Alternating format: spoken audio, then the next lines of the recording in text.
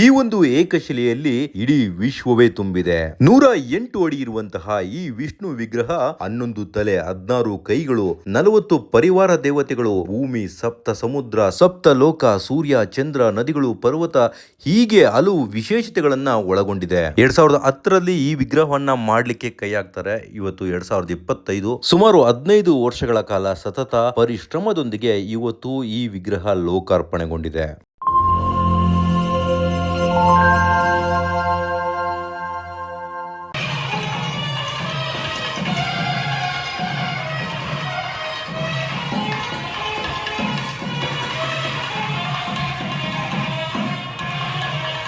ಮಧ್ಯ ಮೂಲದಲ್ಲಿ ಮಹಾವಿಷ್ಣು, ಬಲಗಡೆ ಶಿವ, ಸ್ಕಂದರು, ವಿನಾಯಕ, ನರಸಿಂಹದೇವರು ಹಾಗೂ ಋಷಿವರ್ಯರು, ಎಡಗಡೆ ಬ್ರಹ್ಮ, ಆಂಜನೇಯ, ಅಗ್ನಿ, ಗರುಡ ಮಹಾ ಋಷಿವರ್ಯರು ಹಾಗೂ ವಿಷ್ಣುವಿನ ಎರಡೂ ಭಾಗದ ಕೈಗಳಲ್ಲಿ ವಿವಿಧ ಆಯುಧಗಳು, ಹೀಗೆ ಹಲವು ವಿಶೇಷತೆಗಳೊಂದಿಗೆ ವಿರಾಜಮಾನವಾಗಿ ನಿಂತಿರುವಂತಹ ಮಹಾವಿಷ್ಣುವಿನ ರೂಪವನ್ನ ನೀವು ನೋಡಬಹುದು. ಈ ಮಹಾನ್ ವಿಗ್ರಹ ಇರುವಂತಹ ಜಾಗ ಈಜಿಪುರದ ಕೋದಂಡರಾಮಸ್ವಾಮಿ ದೇವಸ್ಥಾನ. ಇದು ತುಂಬಾ ಪುರಾತನ ಇತಿಹಾಸ ಇರುವಂತಹ ದೇವಸ್ಥಾನ. ಈ ಕೋದಂಡರಾಮಸ್ವಾಮಿ ದೇವಸ್ಥಾನಕ್ಕೆ ಸುಮಾರು 75 ವರ್ಷಗಳ ಇತಿಹಾಸ ಇದೆ ಅಂತ ಹೇಳ್ತಾರೆ. ಈ ದೇವಸ್ಥಾನವನ್ನ ಹಿಂದೆ ಡಾಕ್ಟರ್ ಬಿ ಸದಾನಂದ ಅವರ ತಂದೆಯವರು ನೋಡ್ಕೊತಾ ಇದ್ರಂತೆ. ನಂತರ ಬಿ ಸದಾನಂದ ಅವರು ಅನೇಕ ರಿಸರ್ಚ್ಗಳನ್ನ ಮಾಡಿ ದಶಾವತಾರದ ವಿಷ್ಣುವಿನ ರೂಪವನ್ನ ಮಾಡಬೇಕು ಅನ್ನುವಂತಹ ನಿರ್ಧಾರವನ್ನ ಮಾಡ್ತಾರೆ. ಸುಮಾರು 2010ರಲ್ಲಿ ಈ ಕೃಷ್ಣ ಶಿಲೆಗಾಗಿ ಇವರು ಎಲ್ಲಾ ಕಡೆ ಹುಡುಕ್ತಾರೆ. ತುಂಬಾ ಎತ್ತರವಾಗಿರುವಂತಹದ್ದು, ತುಂಬಾ ಗಟ್ಟಿಯಾಗಿರುವಂತಹ ಶಿಲೆ ಬೇಕಾಗಿರುತ್ತೆ.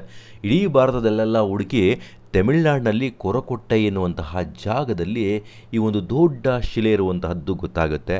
2010ರಲ್ಲಿ ಅಂದರೆ 2014ರಲ್ಲಿ ಇವರಿಗೆ ಒಂದು ಪರ್ಮಿಷನನ್ನು ತೆಗೆದುಕೊತಾರೆ ಸರ್ಕಾರದಿಂದ, ತಮಿಳುನಾಡು ಗೌರ್ಮೆಂಟ್ನಿಂದ. ಅಂಡ್ 2014ರಲ್ಲಿ ಈ ಶಿಲೆಯನ್ನು ಕೆತ್ತುವಂತಹ ಕೆಲಸ ತಮಿಳುನಾಡಿನಲ್ಲಿ ಶುರುವಾಗುತ್ತೆ. 2018ಕ್ಕೆ ಒಂದು ಮಟ್ಟಕ್ಕೆ ಎಲ್ಲ ಶಿಲೆ ರೂಪರೇಷೆಗಳು ರೆಡಿಯಾಗಿರುತ್ತೆ. 2019ಕ್ಕೆ ಇದನ್ನು ಟ್ರಾನ್ಸ್ಪೋರ್ಟ್ ಮಾಡಿ ಬೆಂಗಳೂರಿಗೆ ತರ್ತಾರೆ. ಅಂಡ್ 2019ರಿಂದ 25ರವರೆಗೆ ಈ ಮೂರ್ತಿಯ ಎಲ್ಲ ಕೆಲಸಗಳು ಬೆಂಗಳೂರಿನಲ್ಲೇ ನಡೆದು ಇವತ್ತು ಲೋಕಾರ್ಪಣೆಗೊಂಡಿದೆ. ಈ ವಿಗ್ರಹ ಬಂದು ಡಾಕ್ಟರ್ ಸದಾನಂದ ಅಂದ್ಬಿಟ್ಟು ಮುಖ್ಯ, ಅವರೇ ಈ ದೇವಸ್ಥಾನದ ರೂವಾರಿಗಳು. ಶ್ರೀ ಕೋದಂಡರಾಮಸ್ವಾಮಿ ಈ ದೇವಸ್ಥಾನ ಈಜಿಪುರದಲ್ಲಿ ನಿರ್ಮಾಣಗೊಂಡು ಅವರ ತಂದೆಯ ಕಾಲದಿಂದ ನಿರ್ಮಾಣವಾಗಿದೆ. ಡಾಕ್ಟರ್ ಸದಾನಂದ್ ಸಾರ್ ಅವರು ಅವರ ಒಂದು ಏನೋ ದೇವರ ಒಂದು ಕೃಪೆಯಿಂದ ಈ 108 ಅಡಿ ವಿಶ್ವರೂಪವನ್ನು ಮಾಡಬೇಕು ಅಂತ ಅವರ ಮನಸ್ಸಿಗೆ ಬಂದಿದೆ. ಇವರ ಪರಿಶ್ರಮ ನಿನ್ನೆ ಮೊನ್ನೆಯದಲ್ಲ. ಸುಮಾರು 2010 ಸೆಪ್ಟೆಂಬರಲ್ಲಿ ಅವರು ಸ್ಟಾರ್ಟ್ ಮಾಡಿದ್ದು. ಆನಂತರ ಅಲ್ಲಿಂದ ಈ ಕಲ್ಲನ್ನು ತಮಿಳುನಾಡಿನಲ್ಲಿ ತಿರುವಣ್ಣಾಮಲೆ ಹತ್ರ ಒಂದು ವಂದವಾಸಿ ಅಂತ ಒಂದು ಅರಣ್ಯದಲ್ಲಿ ಈ ಕಲ್ಲನ್ನು ಹುಡುಕಿ ಜಯಲಲಿತಾ ಕಡೆಯಿಂದ ಅಲ್ಲಿಂದ ಕಲ್ಲನ್ನು ತಂದ್ವಿ. ಅದು 2019ರಲ್ಲಿ ಈ ಕಲ್ಲು ಇಲ್ಲಿಗೆ ಬಂತು. 12 ಅಡಿ ಅಗಲ, 108 ಅಡಿ ಉದ್ದ, 36 ಅಡಿ ಅಂದರೆ ಅಗಲ ಇದು ಥಿಕ್ನೆಸ್ ಇದೆ. ಸೊ ಈ ಕಲ್ಲನ್ನು ಒಂದೇ ಒಂದು ಇಲ್ಲೇ ಎಲ್ಲ ರೂಪರೇಷೆ ಎಲ್ಲ ಮಾಡಿದ್ದು. ಅಲ್ಲಿಂದ ನಾವು ಬರೀ ಫೇಸ್ ಮಾತ್ರ ಮಾಡಿದ್ದೀವಿ. ಕಲ್ಲು ತಂದು ಇಲ್ಲಿ ಎಲ್ಲ ಮಾಡಿದಾಗ ಇಲ್ಲಿ ಕೆಲವು ಮನೆಗಳು ಎಲ್ಲ ಕಟ್ಕೊಡ್ಬೇಕಾಗಿತ್ತು. ರೋಡ್ ತುಂಬ ಚಿಕ್ಕದಾಗಿತ್ತು. ಅನಂತರ ಅವ್ರಿಗೆ ಅನುದಾನ ಕೊಟ್ಟು ನಾವು ಈ ಕಲ್ಲನ್ನು ಇಲ್ಲಿ ತಂದ್ವಿ. ಈ ಕಲ್ಲು ತರಬೇಕಾದ್ರೆ 240 ವೀಲ್ ಇರ್ತಕ್ಕಂಥ ಒಂದು ಟ್ರಕ್, ಆ ಟ್ರಕ್ಕಲ್ಲಿ ಈ ಕಲ್ಲನ್ನು ಇಲ್ಲಿಗೆ ನಾವು ತಂದಿದ್ದು. ಅದು ದೊಡ್ಡ ಸಿಟಿ ಒಳಗಡೆ. ಹೌದು ಸರ್, ಹೌದು ಸರ್, ತುಂಬಾನೇ ಕಷ್ಟ. ಹೌದು ಸರ್, ತುಂಬಾ ಕಷ್ಟಪಟ್ವಿ.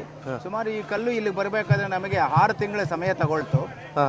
ಅದು 360 ಕಿಲೋಮೀಟರಲ್ಲಿ ಆದ್ರೂ 360 ಕಿಲೋಮೀಟ್ರು ಇದ್ರೂ ನಮಗೆ ಬರುವಾಗ ತುಂಬಾ ಅಡೆತಡೆಗಳು ಮತ್ತೆ ಬ್ರಿಡ್ಜ್ಗಳ ಮೇಲೆ ಬರದೆ ನಾವೇ ಸ್ವಇಚ್ಛೆಯಾಗಿ ಸಪ್ರೇಟಾಗಿ ಬ್ರಿಡ್ಜ್ ಬಿಟ್ಟು ರೋಡ್ಗಳು ಮಾಡಿಕೊಂಡು ಅಲ್ಲಿನ ಜನ ನಮಗೆ ತುಂಬಾ ಕೋಪರೇಟ್ ಮಾಡಿ, ತಮಿಳುನಾಡಲ್ಲೂ ಸಹ ತುಂಬಾ ಕೋಪರೇಟ್ ಮಾಡಿದ್ರು. ಅಲ್ಲಿರ್ತಕ್ಕಂಥ ರಾಜಕೀಯ ವ್ಯಕ್ತಿಗಳಾಗಲಿ ಜನಗಳೇ ಆಗಲಿ. ಈ ಕಲ್ಲಿನ ವಿಶೇಷತೆ ಏನು ಸರ್? ಇದು ಬಂದು ವಿಶ್ವರೂಪ. ಅಂದರೆ ಇದರಲ್ಲಿ 108 ದೇವರುಗಳ ಒಂದು ವಿಗ್ರಹ ಇದು. ಅದನ್ನು ಕುಲಂಕುಷವಾಗಿ ಪರಿಶೀಲಿಸಿದಾಗ ಆ ವಿಗ್ರಹದಲ್ಲಿ 108 ದೇವರುಗಳಿದ್ದಾರೆ. 108 ದೇವರುಗಳಿದ್ದಾರೆ. ಸೊ ಅದು ಇವತ್ತು 31/5 ಇವತ್ತು ಮಧ್ಯಾಹ್ನ ಕಳಶೋತ್ಸವ ನಡೀತಾ ಇದೆ. ಸೌಂಡ್ ಜಾಸ್ತಿ ಆಯ್ತು. ಏನು ಮಾಡಿ ಇರಲಿ.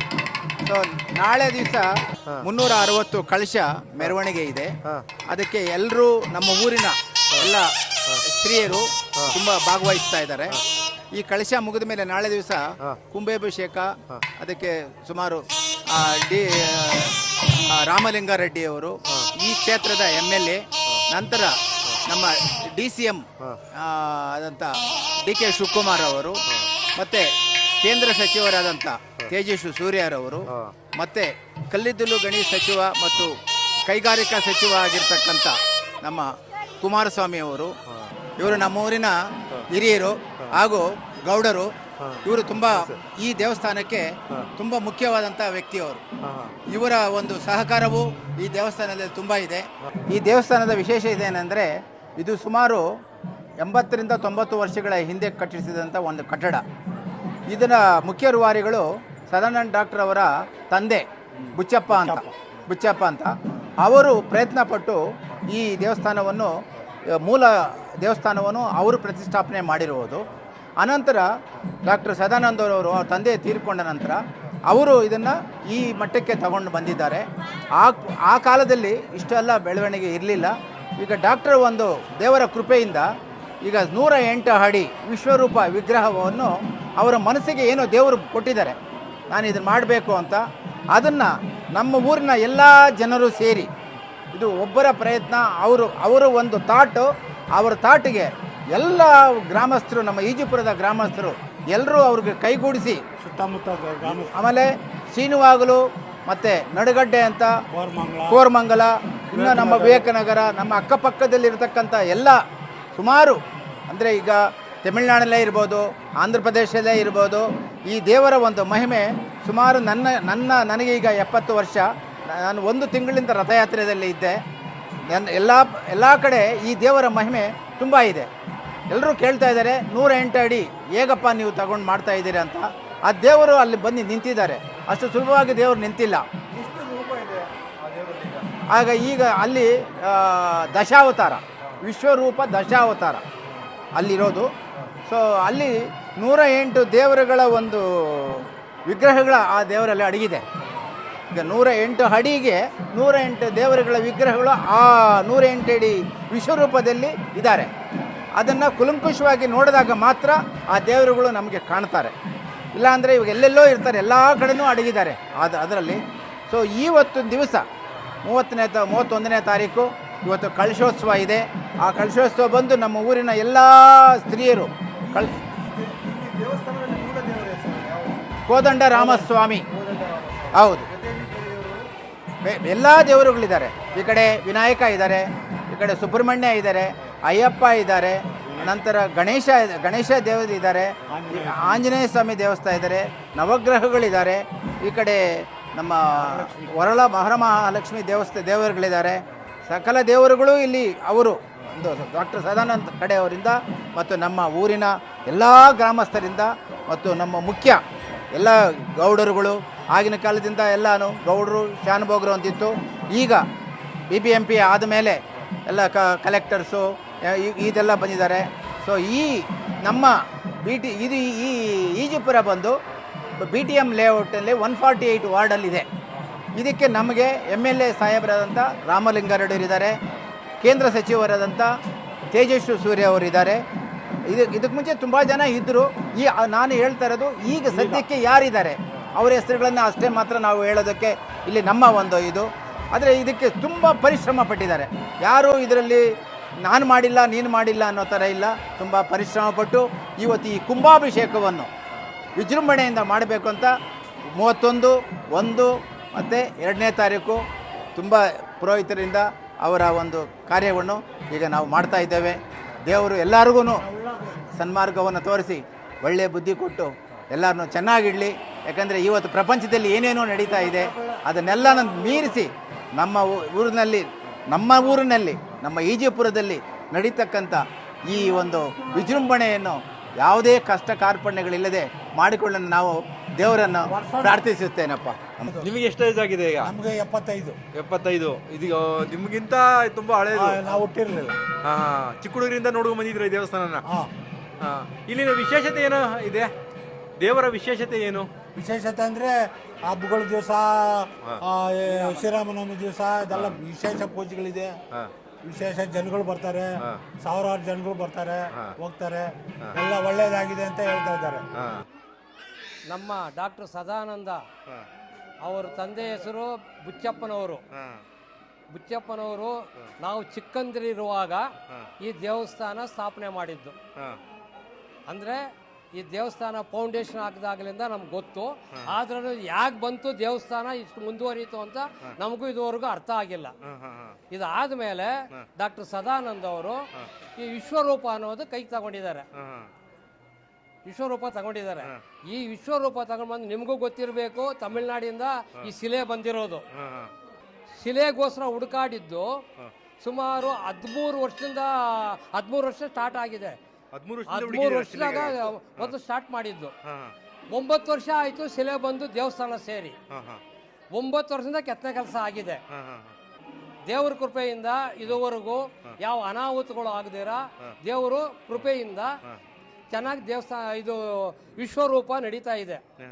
ಇವಾಗ ಇದು ಸ್ಥಾಪನೆ ಬಂದು ಇವತ್ತರಿಂದ ಜೂನ್ 2ರವರೆಗೂ ಅಂತ ನಿಗದಿ ಆಗಿದೆ. ಆ ನಿಗದಿ ಮಾಡಿರೋದು ಆ ದೇವ್ರ ಕೃಪೆಯಿಂದ ಯಾರೋ ಪುರೋಹಿತರು ಮಾಡಿದ್ದಾರೆ ಅದನ್ನ. ಆಯ್ತಾ? ಇದು ಯಶಸ್ವಿಯಾಗಿ ನಡಿಬೇಕಂದ್ರೆ ಇದಕ್ಕೆ ಕಾರಣಕರ್ತರು ಡಾಕ್ಟರ್ ಸದಾನಂದ ಅವರೇ. ಇದನ್ನ ಇಲ್ಲಿ ತರಬೇಕಾದ್ರೆ ಅವ್ರು ಸುಮಾರು ಪುಸ್ತಕಗಳು ಓದಿದ್ದಾರೆ. ಯಾವುದನ್ನ ಯಾವ ಥರ ಮಾಡಬೇಕು, ಯಾವ ಕೆತ್ತನೆ ಮಾಡಬೇಕು, ಯಾರ ಮಖ ಹೆಂಗಿರಬೇಕು, ಯಾರಿಗೆ ಆಯುಧ ಕೊಡಬೇಕು ಅನ್ನೋದೆಲ್ಲ ಅವ್ರಿಗೆ ಗೊತ್ತಿರುತ್ತೆ. ಅವರು ಸುಮಾರು ಪುಸ್ತಕಗಳು ಸ್ಟಡಿ ಮಾಡಿದ್ದಾರೆ. ಓಂ ತತ್ಪುರುಷಾಯ ವಿದ್ಮಹೇ ವಿರಾಡ ವಿಶ್ವರೂಪಾಯ ಧೀಮಹಿ ತನ್ನೋ ವಿಷ್ಣು ಪ್ರಚೋದಯಾದೆ. ಮೂಲವರ್ கோதண்டராமசுவாமி, சீதாதேவி பிராட்டியார், லக்ஷ்மண ரோடர்கர், கீழ ஆஞ்சநேயர், ஜுவாலாமுகம், யோக நரசிம்மர், பிரத்யக்ஷ விஸ்வரூப விஷ்ணு இருக்கிறார். கிழக்கு நோக்கிய திருமுக மண்டலம். மொத்தம் 108 அடி திருவடிகள். ஓம் தத்புருஷாய வித்மஹே விராட விஸ்வரூபாய தீமஹி தன்னோ விஷ்ணு பிரச்சோதயாத். 16 திருக்கரங்கள், 44 பரிவார தேவதைகள், 7 சப்தலோகங்கள், நவக்கிரகங்கள் அனைத்தும் ஒருங்கே பெற்ற